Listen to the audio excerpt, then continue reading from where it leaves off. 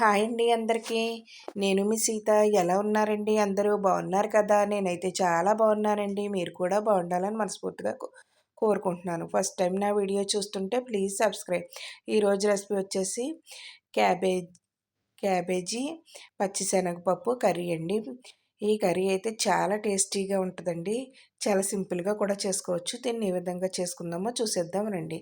ఇలా క్యాబేజీని అయితే మనం ఎలా చిన్న చిన్న ముక్కల కింద అయితే కోసుకుని శుభ్రం చేసుకుని పక్కన పెట్టేసుకుందామండి. ఇలా అయితే నేను ఒక కప్పుతో పచ్చెలపప్పుని అయితే ఉడికించుకుని పక్కన పెట్టుకుంటున్నానండి. చూసారు కదా, ఇలా ఉడికితే సరిపోద్దండి. పక్కన పెట్టేసుకుందాం. ఇప్పుడు ముందుగా స్టవ్ వెలిగించుకుని కడాయి పెట్టుకుందామండి. కడాయి వేడెక్కాక ఆయిల్ వేసుకుందామండి. ఒక స్పూన్ ఆయిల్ వేసుకుందాం. వేసుకుని సన్నగా తరిగిన ఉల్లిపాయ ముక్కలు అలాగే పచ్చిమిర్చిని కూడా వేసేసుకుందామండి. వేసేసుకుని చిటికెడు పసుపు, రుచికి తగ్గ సాల్ట్ కూడా వేసేసుకుని లైట్ గోల్డెన్ కలర్ వచ్చేదాకా వేయించేసుకుందామండి. ఇలా వేయించేసుకుందాం. ఇలా వేయించుకున్న వాటిలో అయితే అల్లం వెల్లుల్లి పేస్ట్ అండి ఒక స్పూన్ అయితే వేసుకుంటున్నాను. అది కూడా పచ్చివాసన పోయేదాకా వేయించేసుకుందామండి. నేనైతే ఒక 3 టమాటాలను అయితే ఇలాగ ముక్కల కింద అయితే కోసానండి. ఇలా చిన్న చిన్న ముక్కల కింద అయితే కోసాను. అవి కూడా వేసేసుకొని బాగా కలిపేసుకుందామండి. బాగా మగ్గించేసుకుందాం. మూత పెట్టేసి మగ్గించేసుకుందామండి. టమాటాలు బాగా మగ్గిపోవాలండి. ఇలా మగ్గిపోయిన తర్వాత ఒకసారి మూత తీసుకుని చూసుకుందామండి. చూసారు కదా, టమాటాలన్నీ బాగా మగ్గిపోయినాయి. ఒకసారి కలిపేసుకొని క్యాబేజీ ఆకండి చిన్న చిన్న ముక్కల కింద కట్టింగ్ చేసుకున్నాం కదా, ఆకును కూడా ఇందులో వేసేసుకొని బాగా కలిపేసుకోవాలండి.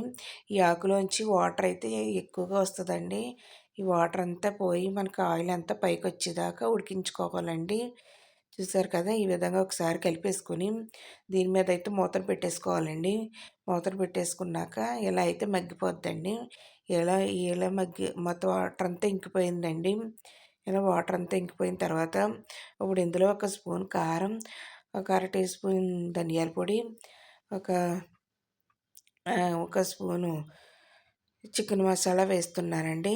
చికెన్ మసాలా వేయడం వల్ల ఈ కర్రీ అయితే చాలా టేస్టీగా అయితే ఉంటుందండి.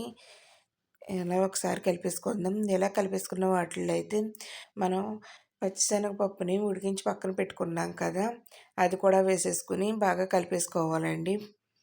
మొత్తం అంతా కలిపేసుకోవాలి.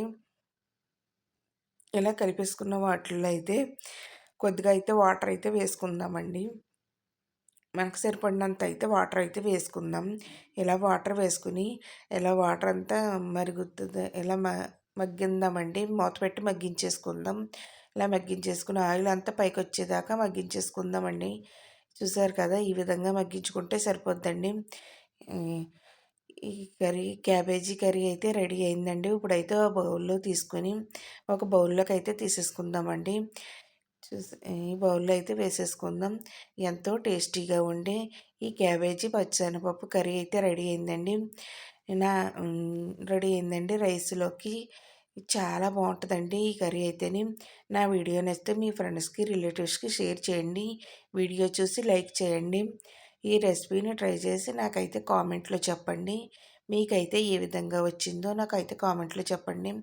ఎంతో టేస్టీగా ఉండే క్యాబేజీ పచ్చిశనగపప్పు కర్రీ అయితే చాలా టేస్టీగా ఉంటుందండి. బాయ్ అండి. నెక్స్ట్ వీడియోలో కలుసుకుందాం.